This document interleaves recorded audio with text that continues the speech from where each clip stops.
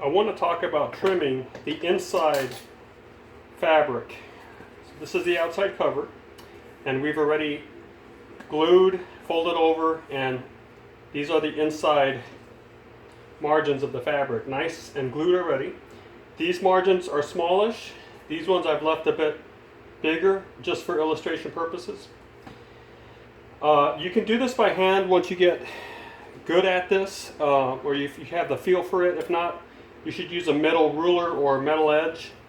Don't use a wooden edge because the knife might actually dig into the wood, and that's not going to be good. So it's best quickly to determine which side is going to be spine side and which side is going to be finger edge side. Now, a finger edge side of a book is the opening side of a book, the one where the fingers can touch the pages, and this is the spine edge. If you have any sort of glue or stain coming through a fabric, you can hide it with the spine. So I'll often do that inside as well. Here, this looks fine. Either way would work. So I know that for this one, right here, perhaps you can see, maybe with the light on it, that there's been a bit too much glue. I put too much glue onto the board, and as I folded the fabric over and rubbed it down, the glue came through. So I'm going to hide that with the spine. I'm going to actually cut that away. So this has to be my spine edge for this cover, which means I'm going to go ahead and line it up and make sure that things line up, because sometimes they won't line up perfectly, but this does. So because I want this one to be my spine edge, then this is going to go ahead and be my spine edge as well. Now, that's important because when you cut it, you're going to have to cut it a certain way. So maybe, I don't usually do this, but you know, it would help maybe just to quickly put an S and an S right there. That reminds me that this is the spine edge. Okay, so let's go ahead and cut. I'll trim this, and you can use a couple of knives. The thing is, they have to be razor sharp. And this is a heavier crafting knife or tool knife. Very easy to switch out the blades. I'll often make sure that I have a very good tip on this. Now, this is a bit of a heavier knife, and sometimes it might dig a little too deeply into the wood. So a lighter knife is fine as well. You can usually buy these at grocery stores or at hardware stores or utility stores, or they're very common.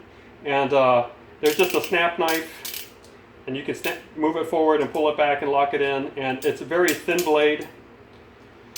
X-Acto knives work well as well.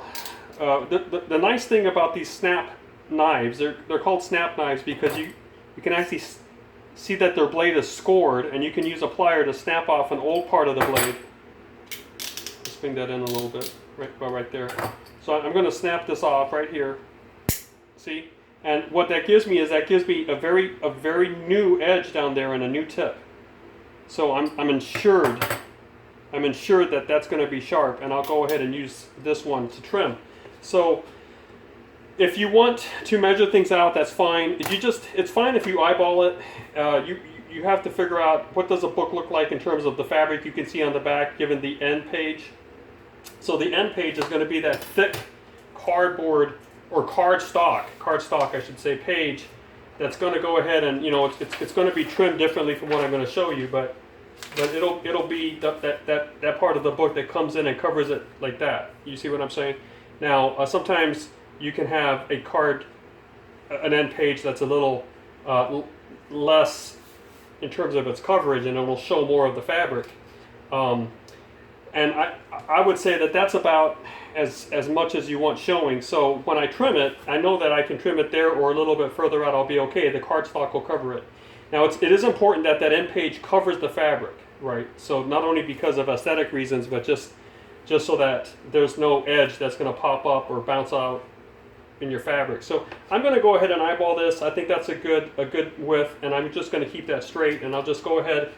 The start is very important. Okay, you want to keep it at a low angle, and you want to kind of get it off to a slow start. There you go. And then you can just pull it back, and then you can just go ahead and peel and pull, and that's how you are trimming the inside. All right, you need to do that on all four. I'll go ahead and do a few more. And above all things, you know, you want to make sure that you don't cut it too close to the edge. So more is almost always better. But you always have to maintain a parallel line to the book edge. That will look bad if you don't do that. It could look bad. And even initially in the build process, it might throw you for a loop as you see these lines that are not the way, they're not aesthetically pleasing or aligned. Now, this is the spine edge. For various reasons, and we'll discuss this later in another video, I want to cut this close to the edge. It's going to get covered over by a fabric anyway, the fabric of the spine, which is sometimes called the super or the mull, and you'll see what that is when we work with the text block. But I need as much wood exposed as possible by that spine edge, so I'm actually going to cut this way back.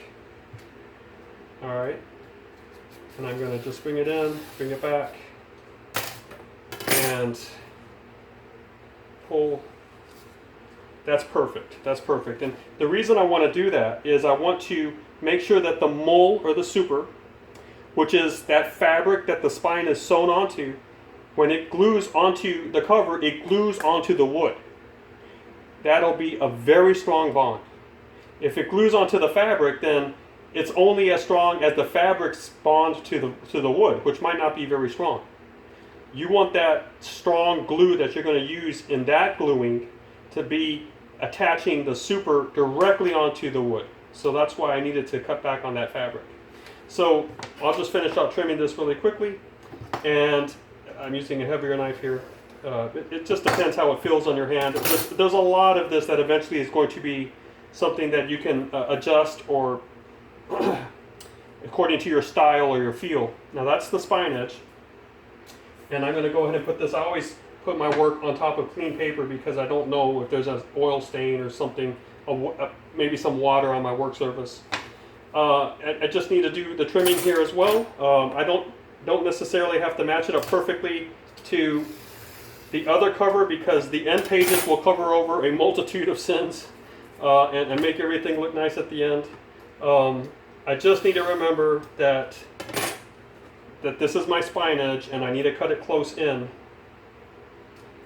Bring it back down. Remember, the start is the most important thing, and if you need to press down up there, notice that I'm holding the ruler with two pressure points, top and bottom. If you can spread your hand that way, that's the very best way to do it. You don't want that ruler to be moving on you as you cut. And last one here. Cut this out. There we go. Now, as this makes its way through the bookbinding process, I'm going to make sure that these two boards stay together and that the spine edges are aligned on the same side, and it's going to be on the left hand, right, as we do it here in Western publishing and, you know, bookmaking, Western reading and writing. It's from left to right. Here's your spine.